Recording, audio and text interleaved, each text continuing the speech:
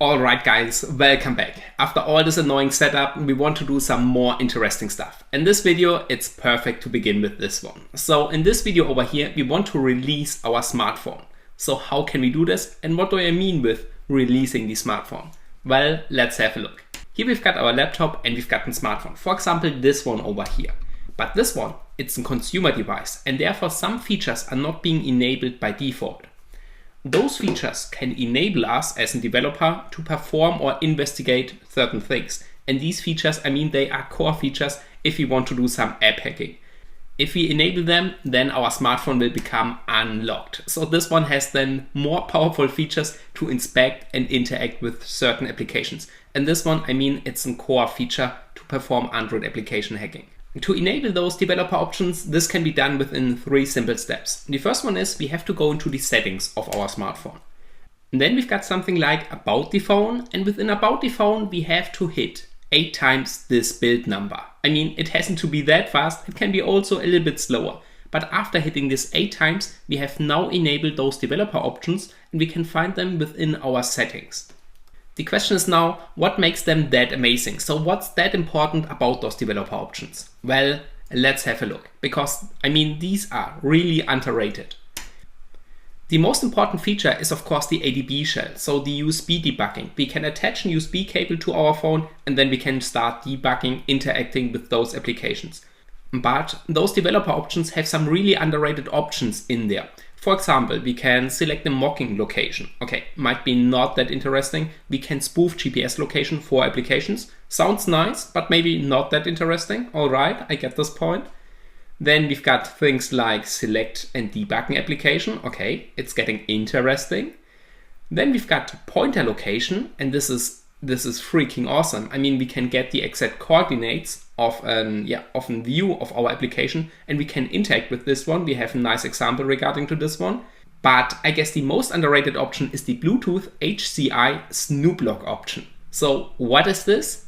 Well, if our application communicates via Bluetooth, for example, Bluetooth Low Energy, then we can lock every single byte into a file and we can analyze this afterwards. For example, with Wireshark. So this one is freaking awesome and absolutely helpful. Alright, so after all this hype up right now, let's start releasing our smartphone and then let's have a look in those amazing options. You ready for this? So let's finally start hacking something in our smartphone right now. Let's go. Alright, so here we've got the smartphone right now, and after enabling those developer options, all those things will be more handy. We can also replicate the screen on our laptop, but for now we have to enable them first. So let's see how we can do this. So all we need to do is we need to go under settings, and I've put on my glove that you do not see my fat fingers everywhere. Alright, and then within About the Phone, so we might have to scroll down a little bit. There we have it. We scroll down until we can see the build number. There we have it. So let's zoom in a little bit. Alright, so here we have it. And all we need to do is we simply need to hit 8 or I guess 7 times, not sure anymore, this build number. So let's do this. 1, 2, 3, 4, 5, 6, 7. Now we are developer. We are not a developer, but we have enabled those developer options. Where can we find them? Well, let's zoom out. Alright, and now let's go back one menu. And within System, we've got now this Advanced. And here we can see now developer options. So these are our developer options. Okay, let's open them. And here we have it. So we can see those developer options are on and we can now use them. Let's zoom in a little bit.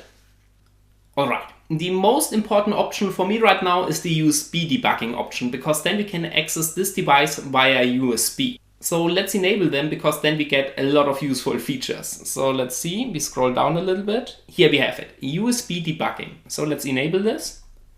Alright, and we already get a warning, because enabling them, it gives us access to certain features of a device, and this could be of course critical. This is also the reason why I would like to use a dedicated device and not my real private device for app hacking stuff. Okay, that's a dedicated device, so I simply agree. And that's it. So now we've got USB debugging enabled. Let's zoom out. Alright, so this is the whole picture right now, but this picture on the smartphone, it's not really convenient. let's get this picture on our laptop screen. The only thing we need for this is this USB cable. So we plug this USB cable in, and then we are using our ADB, our Android Debug Bridge, to get this screen on our laptop, because then we can browse through all the other features. And yeah, this is all way more convenient. Alrighty, let's do this. Alright, so let's see how we can get the screen of our smartphone on our laptop. And the things we need are a smartphone, this USB cable, and some tool. Let's have a look. I plug this in. Okay, so the first thing we need to do is we need to make sure that the device is connected to our virtual machine. And therefore we have to go into the virtual machine settings, then USB. And here we have to make sure that the device, in my case it's a Google Pixel 2, is connected to our virtual machine. So we can see I can disconnect it. It means it's being connected. All right? Okay. After this device has been connected, we can open a new terminal, and then we simply type in ADB shell. ADB, we have set this up in the installation video, and if you have skipped this, I mean, I can fully understand that you have skipped this installation video, but maybe you want to rewatch the last half of it, because there we set up the Android SDK, and if this is new, this might be very helpful to you. All right? Okay. So after setting up the ADB, so the Android Debug Bridge, we can now use Android Debug Bridge, and we execute the command shell. And now we can see, we're getting an error. And this one says ADB servers ADB vendor key is not set. So if we look on our smartphone right now, then we can see some kind of screen we have to accept. So this means allow USB debugging. The computer RSR key fingerprint is the following. Do you trust this computer? I say yes, always allow connection from this computer. And now we're good to go. So after making sure that the device is being connected via USB and that we have given those permissions, it should work. Let's see. Yes, so here we can see the terminal changes. This one, the fancy color stuff, is our Linux system, our Ubuntu VM. And this one, Walleye, is now the Pixel device. So that's the shell of the Pixel device. We have now access to this device over here. All right, there could be a case that you get an additional error. And this error is regarding to the USB data transfer. So maybe let's get the screen on the laptop finally, and then let's have a look into this one. So how can we get the screen? We have to use a tool which is a screen copy, so SCR copy. I'm using apt-get install. By the way, if we use exit on the Android Debug Bridge shell, then we enter our system once again. So at the beginning, it's a little bit confusing, those different terminals.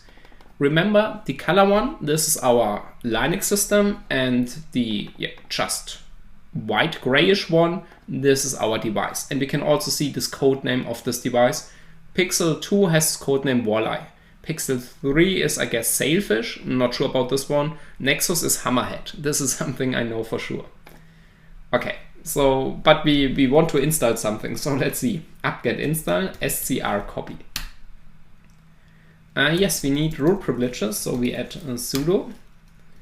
We enter the password. And now, yes, it's going to be installed. Okay. So SCR copy is a tool which is using the Android Debug Bridge to print the screen on our laptop. Let's do this finally.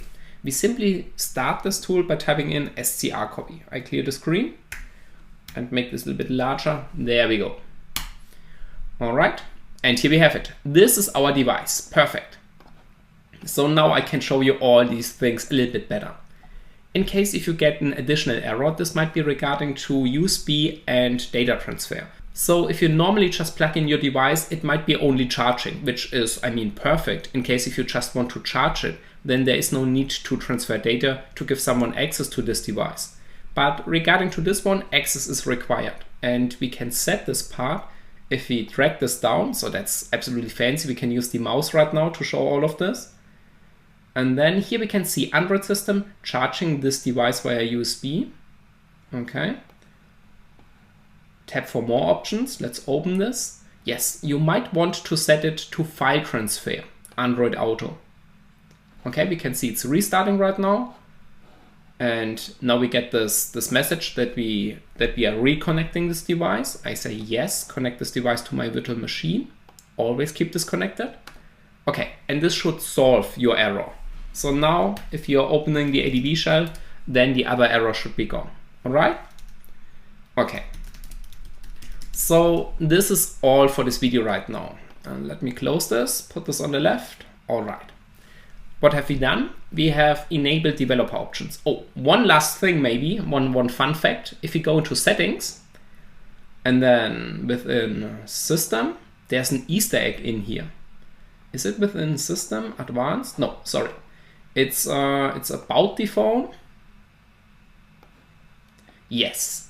The Android version has some kind of Easter egg in there. So if we press or tap this a few times, oops, this one, then we can see, hey, we got something. I'm not sure if that's useful, but I mean, it's an Easter egg. And if you notice, then you might sound or look like absolute legit right now, right?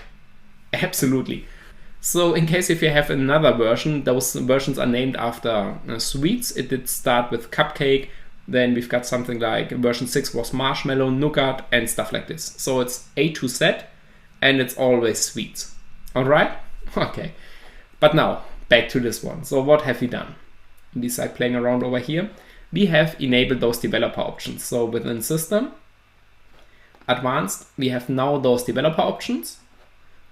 And yes, here we have them. So in the next couple of videos, we will figure out what is important and interesting for you and what can be skipped. I mean, there are some really cool options that you might not be familiar with, and those can be super useful to hack games or analyze Bluetooth applications or do other amazing stuff. Alrighty? Okay, so therefore I'm really looking forward to see you in the next videos.